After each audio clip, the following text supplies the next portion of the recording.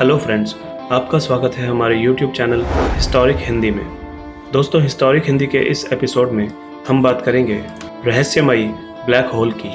तो आइए जानते हैं ब्लैक होल्स के बारे में कुछ रोचक बातें। दोस्तों, कोई भी चीज़ ब्लैक होल बन सकती है। अगर आप उसे छोटी से छोटी साइज़ में कंप्रेस करें तो आप, मैं, यह पूरी दुनिया, सब कुछ जो इस ब्रह्मांड में है वो ब्लैक होल बन सकता है। ब्रह्मांड में किसी भी चीज़ का एक छोटे से छोटा साइज होता है जिसे श्वार्ज़चाइल्ड रेडियस कहा जाता है। जब किसी पदार्थ को उसकी श्वार्ज़चाइल्ड रेडियस जितना कंप्रेस कर दिया जाता है तब उसका गुरुत्वाकर्षण खिंचाव इतना बढ़ जाता है कि उससे प्रकाश भी बाहर नहीं निकल पाता। तब आपके पास होता है एक नया ब्लैक होल। अगर आप माउंट एवरेस्ट को 1 नैनोमीटर से भी छोटे साइज में कंप्रेस कर दें तो वह एक ब्लैक होल बन जाएगा। और अगर आप पूरी पृथ्वी को एक छोटी से मूंगफली के आकार में कंप्रेस करेंगे तो आपके पास एक नया ब्लैक होल होगा। लेकिन सौभाग्य से हमारे पास एवरेस्ट और पृथ्वी को इतने छोटे साइज में कंप्रेस करने का कोई भी तरीका मौजूद नहीं है। लेकिन अगर एक तारा जो साइज में हमारे सूरज से भी बहुत बड़ा हो, जिसके पास बहुत ज़्यादा बड़ी श्वार्ज़चाइल्ड रेडियस हो, और जब ऐसे तारे का ईंधन खत्म हो जाए तो वह खुद को ज़्यादा गर्म नहीं रख पाता, तब वह एक छोटे से अति सूक्ष्म बिंदु के स्वरूप में अपने ही अंदर बह जाता है, जिसे विलक्षणता यानी कि सिंगुलैरिटी कहते हैं। तब उसका घनत्व अनंत हो जाता है और गुरुत्वाकर्षण बल इतना ज़्यादा मजबूत हो जाता है कि कुछ भी उससे बच नहीं सकता, प्रकाश भी नहीं। दोस्तों, हम जानते हैं कि गुरुत्वाकर्षण स्पेस और टाइम दोनों को मोड़ता है। पृथ्वी पर हमारे सूरज के पीछे के तारे हमें उनके मूल स्थान से थोड़े अलग स्थान पर दिखते हैं, क्योंकि हमारे सूरज का गुरुत्वाकर्षण बल उन तारों से आती रोशनी को मोड़ देता है।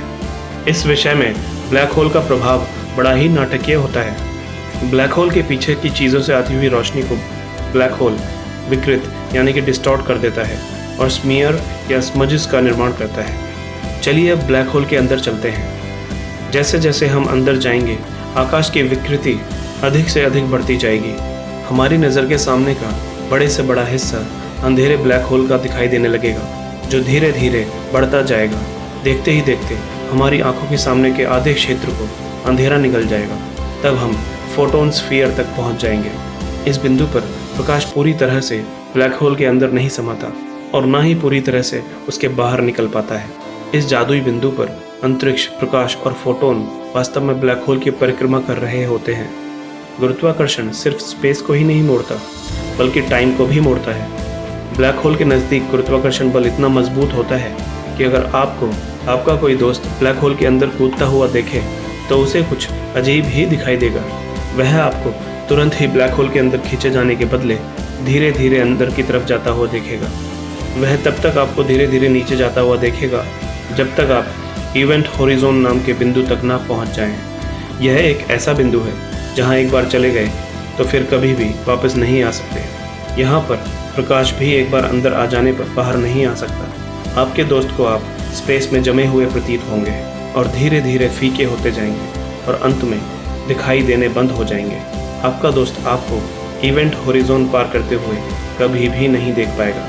लेकिन आपके लिए हालात अभी भी एकदम ठीक होंगे।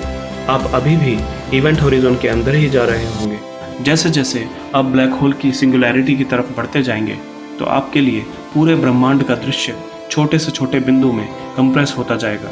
लेकिन अब भी आपको चोट पहुंचने वाले पॉइंट तक पहुंचने में कुछ घंटे लगेंगे। जैसे जैसे आप सिंगुलैरिटी के नज़दीक पहुंचेंगे वैसे वैसे गुरुत्वाकर्षण में बढ़ोतरी होती जाएगी।